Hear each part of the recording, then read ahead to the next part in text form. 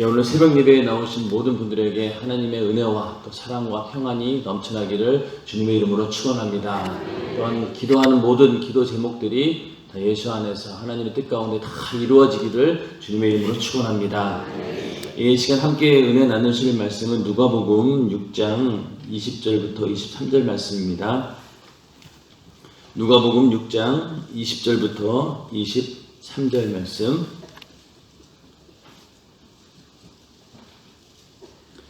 한 절씩 교독하시겠습니다. 제가 먼저 읽겠습니다. 예수께서 눈을 들어 제자들을 보시고 가라사대 가난한 자는 복이 있나니 하나님의 나라가 너희 것이며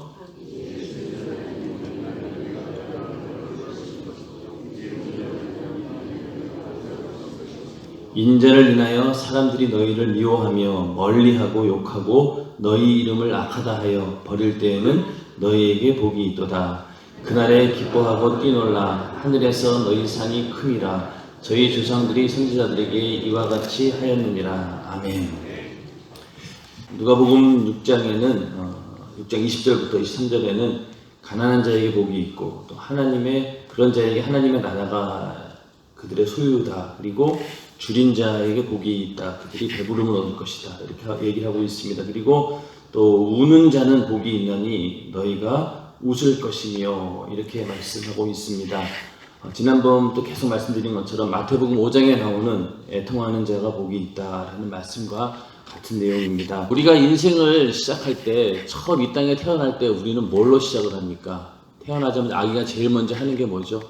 제일 먼저 하는 것이 울음입니다. 우는 소리가 응애 하고 나와야지만이 이 아이가 이제 제대로 이제 생명을 가지고 나왔구나 확인이 되는 것이고, 그래서 우리 인생을 시작할 때 시작하는 것이 바로 이 울음이죠. 이 우는 자가 복이 있나니 너희가 웃을 것이며, 이 얘기는 결국 우리 인간은 이렇게 울음으로 우는 것으로 시작이 되는데, 아이가 우는 이유는 뭘까요? 어머니들은 잘 아실 거예요. 아이가 막 계속 울 때는 뭔가 이게 불편하다는 거죠. 그리고 또 뭔가 요구사항이 있다는 것을 말을 못하니까 이제 울음으로 막 표현을 합니다. 그러면은 젖은 먹었는데 이게 충분하지가 않아서 울 때가 있고, 또 똥을 싸거나 오줌을 쌌는데 빨리 이거 기저귀 갈아달라고 이제 울기도 하고, 이제 그런 것들을 이제 엄마들은 본능적으로 또 경험상으로 알고 애가 울 때마다 이 아이가 왜 울지 하면서 빨리빨리 그거를 캐치를 해서 이제 아이가 원하는 바를 이제 해결해 주는 것. 그러니까 울 때는 항상 뭔가 필요하다, 요구사항이 있다는 얘기죠. 그런데 우리는 인생을 살면서 이렇게 태어날 때부터 울고 그렇게 사는데, 항상 우리는 성장하면서 어떤 얘기를 듣냐면 부모님으로부터 야 울지 마, 또 항상 주변으로부터 울면은 뭐라고 합니까? 너 울면 안 돼, 절대로 울지 마, 이렇게 얘기를 하잖아요.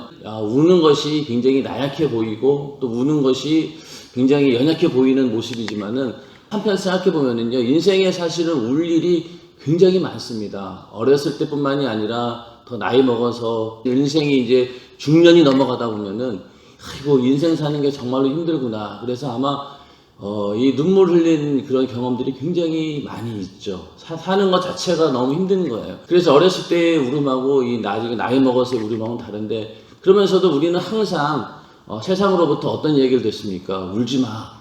울어봤자 소용없어. 결국 울지 말라고 하는 얘기는 울어봤자 별 소용이 없다는 거예요. 네 혼자 잘 감당하고 끝까지 꿋꿋하게 버텨내야지 왜 쓸데없이 나약하게 우느냐라고 우리는 계속해서 그렇게 교육을 받아왔습니다. 그것은 세상에 살 때 하나님과의 관계가 전혀 없는 그런 세상 이방인들에게는 해당이 돼요. 왜냐하면 아무리 울어도 해결 방법이 없으니까 안 우는 게 정상인 거죠. 참고 울음을 참고 끝까지 이겨내는 것이 정상인데, 그러나 하나님의 자녀인 우리들은 언제든지 울 수가 있습니다. 그 얘기는 결국 뭐냐면은 내가 우는 이유를 하나님께서 아시고, 또 내가 울음을 통해서 하나님께 뭔가 요구하고 하나님께 요청할 때 하나님께서는 전지전능하신 하나님이시고 우리를 뜨겁게 사랑하시는 분이기 때문에 그런 울음의 이유를 아시고 우리의 필요한 것들을 채워주시는 분이 바로 하나님이십니다. 그래서 세상은 우리 보고 자꾸만 울면 안 되라고 얘기하지만은, 그러나 우리 그리스도인들은 어떻습니까? 울 수 있다라고 하면은 언제든지 우는 자에게 하나님께서 복이 있다. 그리고 이제는 그 울음이 웃음으로 변할 것이다 라고 이렇게 성경을 통해서 말씀하고 있습니다. 그 인생이 시작도 울음으로 시작되었듯이 하나님과의 관계 속에서 거듭남의 시작도 뭐부터 시작합니까? 회개로부터 시작이 되죠. 회개할 때 우리는 눈물을 흘리게 됩니다. 그러면서 거듭나게 될 때도 우리는 눈물로 시작을 하게 되는데, 이처럼 하나님과의 관계, 하나님께 예배드리는 모든 시작이 어디에서 비롯되느냐? 바로 이 눈물로부터 시작이 됩니다. 이스라엘 백성들이 그 애굽으로부터 아주 혹독한 그런 노예살이를 살게 되죠.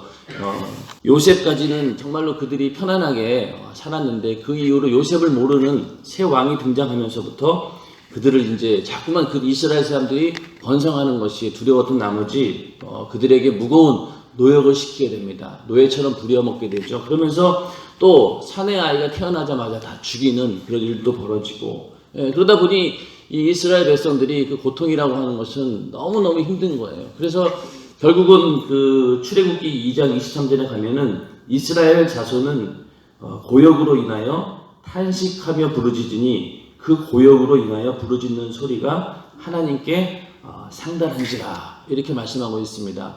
그러니까 이 이스라엘 백성들이 하나님께 우리를 구원해 주세요라고 간절히 외치기 시작했던 때가 바로 이 탄식하며 부르짖는 때였다는 얘기죠. 그 얘기는 결국 뭐냐? 눈물을 흘리며 이제는 더 이상 이 고통에서 견딜 수가 없습니다. 내 힘으로는 도저히 버텨낼 길이 없습니다. 하나님 도와주세요라는 그 구원의 그 음성, 구원을 외치는, 구원을 간절히 사모하는 그 애절한 음성이 하나님께 상달되었을 때, 그때 비로소 하나님께서는 모세를 광야로 보냈다가 그 광야에서 그를 불러내서 이스라엘을 구원하는 그런 지도자로 세우고 이스라엘의 구원의 역사가 이루어지게 됩니다. 그러니까 이 이스라엘 어떤 구원의 역사도 이러한 어떤 애통하며 부르짖는, 탄식하며 부르짖는 이 외침으로부터 시작되었다는 것이죠. 우리의 인생도 하나님과의 관계 속에서 관계를 만들어 나가는 그 시작이 바로 이 울음으로부터 시작이 됩니다. 우는 거로부터. 우리의 예배의 시작은 바로 이 우는 것으로 시작된다라고 해도 과언이 아닐 만큼 하나님과의 만남에서 이 운다라고 하는 것은 굉장히 중요한 일입니다. 그런데 아까 말씀드린 것처럼 세상에서는 울면은 자꾸만 이상한 사람 되고 바보처럼 보여지고, 또 특히 남자들에게는, 남자는 뭐 인생에서 딱 3번 울어야 된다, 막 이런 말도 안 되는 이야기를 자꾸 해서 남자들로 하여금 그러한 것들을 자꾸만 속에다 쌓아놓다 보니까 어디 가서 해결할 길이 없는 거예요. 그러나 예수 믿는 우리들은 언제든지 하나님 앞에 애통하며 부르짖고 눈물을 흘릴 때 하나님께서는 그 기도에 응답해 주시고 우리의 모든 불가능한 문제들을 해결해 주십니다. 그렇기 때문에 우리는 이 우는 이유가 다 있는 것이죠. 그리고 언제든지 마음껏 울 수 있다라고 하는 것이 참 감사한 일입니다. 만약에 우리가 하나님을 모르고 하나님에 대한 존재를 전혀 알지 못한다라고 하면은 울고 싶어도 어디 이게 할 길이 없잖아요. 예를 들면은 가장으로서 어려운 일을 당했을 때 그 가족들 앞에서 이렇게 눈물을 흘리질 못해요. 왜? 가장이 그렇게 연약한 모습을 보이면은 그 가족들이 전부 다 흔들흔들 거리기 때문에 그냥 태어난 척 합니다. 그러다가 정말로 자기 혼자 있을 때 그 슬픔을, 그 고통을 이기지 못하고 혼자 눈물을 흘리는 그런 남자들이 굉장히 많습니다. 그래서 왜 요즘에 그 기러기 아빠 그래서 자식들하고 또 부인까지도 저기 외국으로 보내고 혼자 이렇게 남아가지고 일해 가면 돈 벌어가지고 거기다 붙이고, 그런데 그렇게 해서 자녀들이 잘 성장해 주면 좋은데 오히려 자녀들과 더 멀어지는 것을 느끼게 되고, 또 오히려 그 부인도 이제는 남편이 그냥 돈 벌어다 주는, 그냥 돈만 송금해 주는 그런 존재로 알지 남편에 대해서 인정도 하지 않는 그런 상황에 있을 때 그 남자의 그 고독함과 그 슬픔은 얼마나 크겠습니까? 근데 그거를 풀 길이 없는 거예요. 당장 자기가 일 그만두면은 아이들을 교육 못 시키게 되는 것이고, 그러다 보니 결국 혼자서 끙끙거리다가 결국 나중에 그것이 폭발해가지고 가정이 파탄나는 그런 경우들이 많이 있습니다. 그런 것처럼 세상에 있는 사람들은 울고 싶어도 울지도 못하고 울음을 가지고 하소연할 데가 없기 때문에 항상 그들은 이제 그런 불행 가운데 있는 것이죠. 그러나 우리는 어떻습니까? 계속해서 언제든지 기도하면서 눈물 흘린다고 해서 누가 뭐라고 하는 사람이 있습니까? 오히려 눈물 흘릴수록 하나님께서는 더 기뻐하시고 야 네가 정말로 진실된 마음으로 애통하며 나를 찾는구나 하면서 우리에게 관심을 가지고 그때부터 우리의 기도에 응답해 주십니다. 하나님이 필요하다라고 느끼는 그 순간이 바로 우리가 애통하며 눈물을 흘리는 그런 순간입니다. 예배라고 하는 것을 이제 영어로 worship이라고 하는데 worth라는 말하고 또 ship이라고 하는 말이 합성어로 이루어진 말인데 이 worth라는 말이 뭐냐면은 가치가 있다라는 그런 말입니다. 그 얘기 결국 뭐냐? 우리가 하나님께 예배하게 되었다는 얘기는 하나님에 대한 가치를 인정하기 시작했다는 얘기입니다. 그 전까지는 나 혼자 살 수 있다고 생각했고 내가 어떠한 어려운 일들이 있어도 내가 이겨낼 수 있다라고 믿었는데 그런 것들이 다 무너지니까 그때부터는 어떻습니까? 하나님께서 나를 도와주셔야 된다라면서 하나님에 대한 가치를 인정하기 시작할 때 그때 비로소 우리는 하나님을 향해서 기도하게 되고 또 그 간절함과 그 사모하는 마음이 사무치다 보니 눈물을 흘리면서 하나님 앞에 호소하게 됩니다. 그만큼 하나님에 대한 가치를 내가 이제 발견했다라고 하는 얘기죠. 아까 이스라엘 백성들도 그 애굽의 그 노예살이를 통해서 버티고 버티다 결국 나는 도저히 못 버티겠습니다 하면서 하나님께 계속 그런 기도를 올려드린 것이죠. 결국 그것은 뭐냐? 하나님이 필요하다는 거예요. 하나님에 대한 가치를 인정하기 시작했다는 것이죠. 또 반대로 나에 대한 가치가 완전히 땅에 떨어졌을 때 그때 우리는 하나님을 찾게 됩니다. 그래서 우리가 예수를 믿기 전에는 굉장히 똑똑한 사람인 줄 알았고 잘난 사람인 줄 알았고 내가 조금만 노력하면은 무엇이든지 할 수 있다라고 하는 자신감에 넘쳤었는데 인생을 살다 보니 그게 아닌 거예요. 그러다가 하나님을 알게 되고 복음을 듣고 예수를 믿게 되었는데 그때 하나님 앞에서 우리의 모습이 어떠했습니까? 이게 너무너무 초라한 거예요. 무엇이든지 할 수 있는 그러한 존재가 아니라 지금 당장 죽으면은 지옥 가야 될 그런 완전히 부패한 인간이고 도저히 구원받을 수 없는 그런 절망적인 인간이었음을 우리는 하나님 말씀을 통해서 깨닫게 됩니다. 그때 어떻습니까? 내가 지금까지 믿었던 나에 대한 가치가 다 무너지게 되고 나는 완전히 없어지고 이제 하나님께서 나와 함께 해주셔야지만이 내 인생을 똑바로 살 수 있구나라는 그런 고백과 함께 우리가 하나님과의 관계가 그렇게 되면은 그때부터 우리는 나의 가치는 완전히 바닥이지만은 그로 인해서 반대로 하나님에 대한 가치를 인정하게 되는 것이죠. 그때 비로소 우리에게 진정한 예배가 이루어지는 것입니다.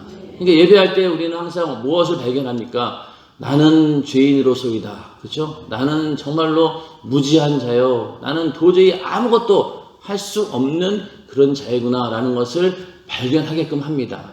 그러니까 하나님께서 예배를 통해서 전해지는 그 말씀이 처음엔 어떻습니까? 우리의 죄를 뜨겁게 지적합니다. 이것도 죄고 저것도 죄고 그러니까 하나님 말씀대로 살았느냐 못 살았느냐 이거를 계속 책망을 하시죠. 그러면은 그 말씀을 듣고 내 마음이 흔들리면서 나는 죄인입니다라고 무릎을 꿇게 됩니다. 그러면서 나는 죽었구나. 이제는 나는 이 죄로 인해서 영원히 죽을 수밖에 없는 그런 존재였구나. 그러나 그렇게 죽었지만은 그러나 우리를 살려주시는 분이 있었으니 바로 예수 그리스도 그분이시다. 이 죄를 대신 담당하고 예수님께서 피 흘려 죽으셨고 그 죄를 사해 주셨기 때문에 이제 너는 죽을 자가 아니라 예수로 인해서 영원히 살 자다. 죄에서 이겨낼 수 있는 그런 자다라는 것을 이제 알게 됩니다. 그러니까 우리의 가치는 완전히 바닥에 떨어질 때 그때 비로소 하나님의 가치가 드러나고 우리의 삶 자체가 하나님께 영광 올려드리는 거룩한 삶이 되는 것이죠. 우리 안에 항상 이러한 하나님을 향한 가치가 최고로 충만한 그런 예배가 되기를 주님의 이름으로 축원합니다. 세상에서 많은 사람들이 예수를 믿기 전에는 세상 근심, 걱정, 근심 가지고 살아갑니다. 그러다가 예수를 만났어요. 어떻게 됩니까? 그때부터는 이게 완전히 인생관이 달라지게 되죠. 예전에는 나 혼자 사는 것처럼 내가 모든 이 세상의 모든 일들을 나 혼자 짊어지고 내가 감당했어야 되는데 이제는 그렇지 않다. 하나님께서 나와 함께 하시기 때문에 하나님께서 모든 이 불가능한 문제들을 해결해 주신다라는 그런 믿음을 가지고 시작할 때 그때는 슬픔이 이제 어떻게 됩니까? 울음이 웃음으로 바뀌게 되고 불행이 행복으로 바뀌게 되고 모든 불가능한 것들이 가능한 일들로 바뀌는 것이 바로 예수 믿는 삶입니다. 그래서 그 질병으로 인해서 고통당하는 분들, 인간의 힘으로 도저히 할 수 없는 그런 상황에 있을 때 하나님께서 그 병을 치료해 주셨다. 그럴 때, 야, 이거는 인간의 힘으로 할 수 없는 거였는데 하나님께서 하셨구나 라면서 이제는 이런 절망이 아니라 희망으로 바뀌게 되고 울음이 아니라 웃음으로 바뀌게 되는 그런 삶이 완전히 역전되는 것을 우리는 예수 안에서 발견하게 됩니다. 항상 하나님의 은혜 가운데 우리의 모든 불가능한 문제들이 깨끗이 해결되어서 하나님의 은혜로 사는 우리 모두가 되기를 예수님의 이름으로 축원합니다. 하나님 앞에 예배할 때 이렇게 우는 자로서 시작이 되는데 우리의 고통에서 벗어나기 위해서 또 하나님 말씀을 통해서 내가 지옥 갈 수밖에 없는 그런 존재구나. 나는 완전히 절망적이고 이런 비참한 존재이구나. 또 그러면서 내 죄를 발견하고 더 나아가서는 야, 이게 죄를 짓는 것이 내가 죄를 짓는 건 줄 알았더니 알고 봤더니 이게 뒤에 악한 마귀 역사가 있구나. 거기까지 알게 되는 거예요. 그러면 그때는 어떤 느낌으로 우리가 울게 되냐면 내가 이렇게 평생 속고 살 뻔했구나.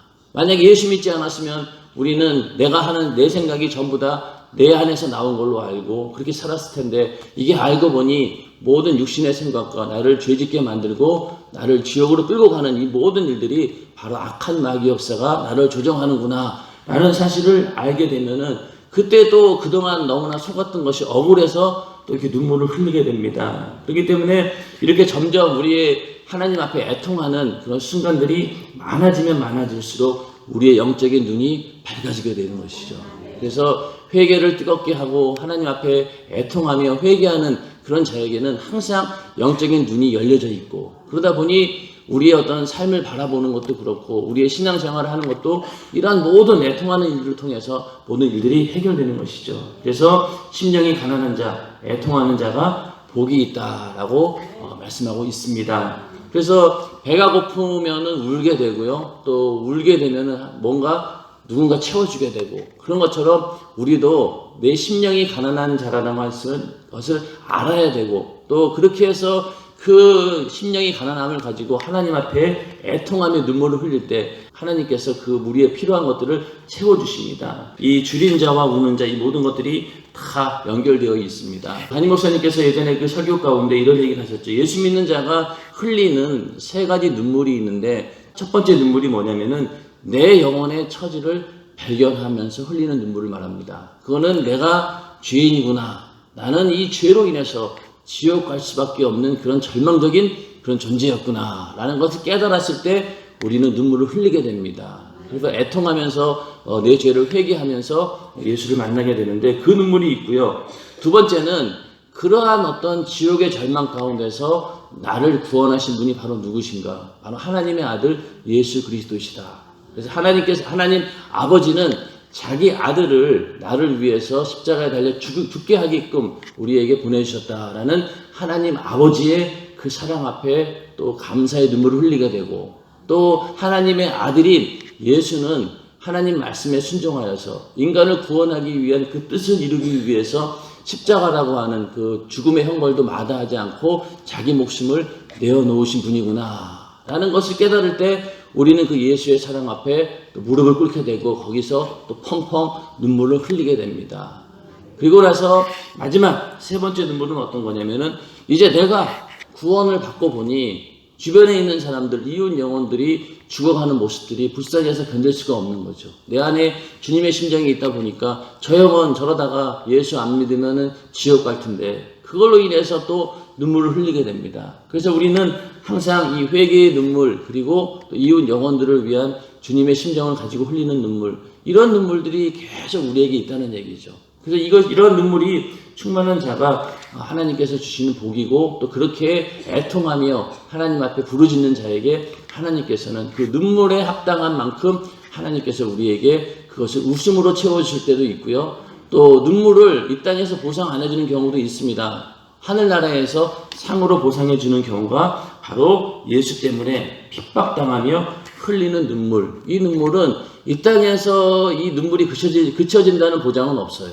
그러나 분명한 것은 이것은 천국에 가서 하나님께서 확실히 상으로 보답해 주는 그런 눈물입니다. 그렇기 때문에 우리가 살면서 고난을 당하지만은 이 고난의 문제가 해결되어서 해결되는 경우도 있고요. 또 어떤 경우 이런 경우처럼 예수 믿는다고 당하는 핍박과 고난 이런 것들은요 어떤 경우에는요, 죽을 때까지 끝나지 않는 그런 경우도 있습니다. 그러나 그렇게 해서 흘린 눈물은 무엇입니까? 내가 죄를 지어서 흘린 눈물도 아니고 이것은 예수로 인해서 당하는 핍박으로 인한 그 고통의 눈물이잖아요. 이것은 이 땅에서 내 육신을 입는 동안 멈춰지지 않을 수도 있지만 그러나 분명한 것은 죽은 다음에 영원한 천국에서 하나님께서 큰 상으로 보답해 주신다라고 하는 얘기입니다. 그래서 오늘 이 본문 가운데도 이 우는 자는 복이 있나니 너희가 웃을 것이며 그 다음에 22절에 가서 인자를 인하여 사람들이 너희를 미워하고 멀리하고 욕하고 너희 이름을 악하다 하며 버릴 때에는 너희에게 복이 있도다. 결국 그 눈물 가운데 가장 하나님께서 가치 있게 보시는 눈물이 바로 예수 믿으면서 당하는 고통으로 인해서 흘리는 하나님을 향한 눈물입니다. 그렇죠? 그 눈물 속에는 뭐가 포함되어 있을까요? 하나님 내 고통을 빨리 면하게 해주세요. 이런 것만 있을까요? 아니죠. 나를 핍박하는 그 사람을 위한 간절한 눈물의 기도가 하나님께서 그걸 보시고 인정해 주시는 것이죠. 그러니까 우리가 핍박당할 때 하나님 나 왜 이런 핍박을 당합니까? 라면서 원망하는 그런 눈물이 아니라 저렇게 핍박하는 저 영혼을 하나님 구원해 주시고 저 영혼을 긍휼히 여겨 주시기 바랍니다 라고 하는 그 눈물의 기도가 하나님의 마음을 움직이게 되는 것이죠. 그래서 결국은 그 눈물이 이 땅에 살아가는 동안 목숨 끊어지는 그 순간까지 계속될 수도 있습니다. 그러나 분명한 것은 천국에 갔을 때 하나님께서 큰 상으로 너에게 보답한다. 그래서 그날에 기뻐하고 뛰놀라 하늘에서 너희 상이 큼이라 이렇게 말씀을 하고 있습니다. 그래서 우리는 항상 내가 하나님 앞에서 죄인됨을 고백하는 눈물, 또 감사의 눈물, 또 이웃 영혼을 향한 그 눈물이 우리 안에 넘쳐날 때 그런 눈물을 가진 자들을 하나님께서 축복하시고 그들에게 하나님께서 이제는 너희가 웃을 때가 온다. 그날이 언제냐? 바로 천국에서 영원한 행복을 가지고 우리는 그때 가서 마음껏 웃게 되는 그날이 온다라고 하는 것입니다. 그 소망을 가지고 항상 이 인생에 어떠한 어려움이 온다 할지라도 다 그 소망을 가지고 이겨내는 우리가 되기를 주님의 이름으로 축원합니다. 이스라엘 백성들은 그 고난의 민족이라고 할 정도로 수많은 그 외세의 침략을 받고 또 지배를 받고 그러니까 그 이스라엘의 역사를 보면은 제대로 산 날이 별로 없을 만큼 이 고난의 연속입니다. 조금 살만하면은 또 주변의 강대국에 의해서 또 지배를 당하게 되고 그러다 보니 성경을 쭉 읽어보면은 항상 하나님의 심판, 그러니까 이스라엘 백성들이 죄를 짓게 되고 그로 인해서 하나님의 심판이 임하게 되고 그 심판의 결과가 무엇이냐? 바로 주변 국가에 의해서 정복당해서 거기서 노예 생활을 하게 되는 이제 그런 일들이 계속 이스라엘 역사 가운데 반복이 됩니다. 그 이사야서 같은 경우도 나라가 완전히 다 망해가지고 이제 바벨론에 70년 동안 이제 포로 생활을 이제 하게 되는데 이사야서를 보면은 처음에 1장부터 35장까지는 어떤 얘기가 나옵니까? 하나님의 그 심판에 대한 얘기가 계속 나옵니다. 너희는 이런 죄를 져서 하나님이 이런 심판을 내릴 것이다. 이스라엘뿐만이 아니라 주변에 있는 그 나라들까지도 하나님께 범죄했으므로 너희가 이런 심판을 받게 될 것이다 라는 이야기가 35장까지 계속 나옵니다. 그러다가 언제부터 40장부터 가면은 그때부터 하나님의 위로의 말씀이 나옵니다. 40장 1절에 너희는 위로하라 내 백성을 위로하라 라고 하시면서 그때부터 이제는 죄에 대한 심판 그 다음에 하나님의 구원의 역사를 얘기하면서 하나님 백성들을 위로하는 이야기들이 쫙 나옵니다. 이사야서 전반부를 보면은 굉장히 살벌하죠. 야, 이거 이스라엘 백성들 완전히 망하게 되었구나. 죄로 인해서 이렇게 심판받았구나. 라는 그런 절망 가운데 있을 때 하나님께서는 그것을 절망으로 끝내지 않으시고 그들의 울음을 우는 것으로 끝내지 않고 이제는 너희가 웃을 날이 온다. 그러면서 하나님께서 이스라엘 백성들이 바벨론으로부터 해방되는 그날이 올 것이다. 라는 것을 이사야 선지자를 통해서 계속 보여주는 모습이 이제 40장 이후로 계속 나옵니다.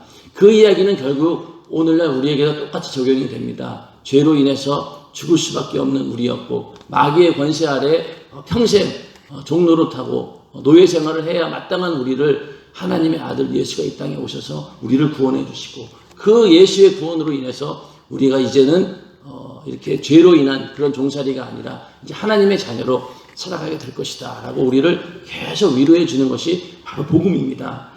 그래서 그 이사야서 61장 1절 한번 보겠습니다. 이사야서 61장 1절 61장 1절부터 보시면은 구약성경 1042페이지입니다. 거기 보면 이제 61절에 보면은 주 여호와의 신이 내게 임하셨으니 이는 여호와께서 내게 기름을 부으사 가난한 자에게 아름다운 소식을 전하게 하려 하심이라. 나를 보내사 마음이 상한 자를 고치며 포로된 자에게 자유를, 갇힌 자에게 노임을 전파하며. 이 얘기는 바벨론 포로 생활에 있던 이스라엘 백성들에게 이제 너희가 해방의 소식이 있을 것이다 라는 그런 말씀이기도 하지만은, 이 말씀을 예수님께서 인용하심으로 인해서 예수 그리스도의 탄생, 예수님께서 이 땅에 오신 목적이 바로 여기에 있다라고 하는 내용과 같은 내용입니다. 그러면서 2절에 가서 여호와의 은혜의 해와 우리 하나님의 신원의 날을 전파하여 모든 슬픈 자를 위로하되. 3절 한번 다 같이 읽어보도록 하겠습니다. 시작. 무릇 시온에서 슬퍼하는 자에게 화관을 주어 그 죄를 대신하며 희락의 기름으로 그 슬픔을 대신하며 찬송의 옷으로 그 근심을 대신하시고 그들로 의의 나무 곧 여호와의 심으신 바 그 영광을 나타낼 자라 일컬음을 얻게 하려 하심이니라. 아멘. 자, 여기 보면은 슬픔으로 인해서 죄를 뒤집어 쓰고 있는 그런 상황이죠. 이스라엘 사람들은 슬픈 일이 있을 때 죄를 막 뒤집어 쓰고 나는 죄인입니다 라면서 고백하는 그런 상황인데, 그 죄를 대신에, 그 죄가 아니라 이제는 화관, 머리에다가 화관을 씌워주고 이제는 그 슬픔을 대신하여 찬송의 옷으로 그 근심을 대신할 것이다. 그러니까 우리도 한숨 쉴 때가 많습니다. 그러나 또 눈물 흘릴 때도 많죠. 그런데 그 한숨이 뭘로 변한다고 했죠? 기도로 변합니다. 야, 이거 한숨만 쉰다고 될 일이 아니구나. 빨리 내가 기도해야 되겠구나. 기도해서 이 문제를 해결해야지. 한숨 쉰다고 아무것도 해결이 안 되는구나. 그러면서 우리의 한숨이 기도로 바뀌게 됩니다.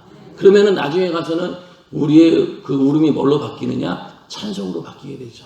우리가 하나님 앞에 애통하며 부르짖으면서도 그 애통하는 부르짖으면서 그 기도의 응답이 당장 해결되지 않는다 할지라도 우리는 그 기도 가운데 그 슬픔과 어려움과 고통이 하나님께 올려드리는 찬송으로 바뀌는 것을 경험하게 됩니다. 그러면서 내가 비록 이렇게 어려움 가운데 있지만은 그러나 내 영혼만큼은 하나님께서 구원해 주시고 나는 영원한 천국에서 행복히 살 수 있는 그런 권리가 있다. 나는 그런 하나님의 자녀다. 나는 그런 하나님의 위로를 받다 보면은 그 고통이 기도하는 순간에 다 잊어버립니다. 그러면서 오히려 감사의 찬양으로 승화가 되죠.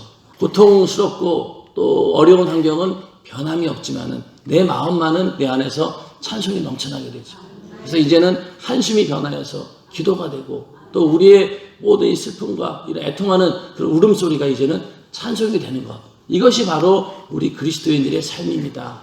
우리 모두의 삶이 이렇게 슬픔이 찬송으로 바뀌고 우리의 모든 어려운 일들이, 불가능한 일들이 가능한 일로 바뀌는 그런 삶을 사시기를 주님의 이름으로 축원합니다. 이런 어떤 하나님의 위로가 있기 때문에 우리는 이 땅에서 어떤 어려운 일이 있다 할지라도 우리는 두려울 것이 없습니다. 근데 오늘날 많은 사람들이 내가 기도한 대로 응답되지 않는다고 해서 금방 또 좌절하고 하나님을 원망하는 그런 일들이 우리에게 너무 많다는 것이죠. 그러나 정말로 그 믿음의 어떤 성숙한 믿음을 가진 자들은 그것이 개의치 않습니다. 더 중요한 것이 무엇이냐? 내가 하나님 앞에 애통해하며 기도하며 또 회개하며 하나님과의 관계를 새롭게 만들어 나가는 것, 그거 자체가 복이라는 것을 알게 되고 그 순간이 더 행복한 순간입니다. 그렇기 때문에 우리는 문제가 해결되었느냐 안 해결되었느냐 그걸 떠나서 내가 그 문제로 인하여서 하나님께 기도하고 있다, 또 하나님께 눈물을 흘리면서 간절히 하나님과 교제하고 있다라고 하는, 이렇게 해서 하나님과의 예배가 이루어지고 있다라고 하는 그 사실에 감사하면서 늘 그 예배하는 그런 삶이 우리 안에 이루어지기를 예수님의 이름으로 축원합니다. 그런데 우리는 자꾸만 그런 것들을 생각하지 않고 당장 내 문제가 해결되어서 빨리 이 고통에서 벗어났으면 좋겠다라고 하는 그런 마음만 간절하다 보니까 하나님께서 주고자 하는 더 큰 영적인 유익을 발견하지 못하고 거기서 중단되는 일들이 너무나 많습니다. 여러분들 인생에 살면서 어려운 일들이 얼마나 많습니까? 내 힘으로 도저히 해결할 수 없는 일들이 적체되어 있는 것이 인생입니다. 그럴 때마다 그 문제 앞에서 괴로워하지 마시고 하나님 앞에 애통하며 부르짖어 기도할 때 그 문제가 해결되는 것으로 인해서 기뻐하시고 또 그 문제가 해결되지 않더라도 하나님께서 지금 나와 함께 하신다라고 하는 그 위로 가운데 기쁨이 넘쳐나기를 예수님의 이름으로 축원합니다. 많은 사람들이 고통 가운데 도대체 하나님 어디 계시냐라고 이렇게 반문을 많이 했어요. 옛날에 유대인들이 그 나치로부터 학살을 당하면서 그때 많은 사람들이 외칩니다. 도대체 우리 하나님 어디 계십니까? 라면서 막 이렇게 원망까지 했어요. 그런데 그때 주님께서는 어디 계셨느냐? 바로 너희들이 고통당하는 그 현장 가운데 나도 함께 있었다라고 하는 것이죠. 여러분들이 울면서 기도하는 고통의 현장 가운데 있을 때 하나님은 딴 데 계신 게 아닙니다. 주님은 다른 데 계신 것이 아니라 바로 지금 여러분들이 고통당하는 그 현장에 같이 계신다라고 하는 것을 분명한 믿음으로 가지고 그것으로 위로 삼아서 늘 승리하는 우리 모두가 되기를 예수님 이름으로 축원합니다. 이 시간 기도하겠습니다. 기도할 때 주님, 이 세상에서 어려운 일들, 불가능한 일들 너무나 많습니다. 그럴 때마다 하나님께 애통하며 부르짖죠. 그 모든 문제를 해결하게 하시고 하나님의 위로가 넘쳐나는 삶을 살게 해 주시옵소서라고 기도하시고 또 그렇게 애통하는 마음을 갖지 못했던 곤고한 나의 영혼을 이 시간 돌이켜보고 내 안에 다시 하나님을 향한 그 뜨거운 눈물이 회복될 수 있게 해달라고 이 시간 기도하겠습니다. 여러분들이 가지고 있는 여러 가지 문제들을 위해서 기도하시고 또 담임 목사님의 강건함을 위해서 이 시간 주여 삼창하시고 기도하겠습니다. 주여! 주여! 주여!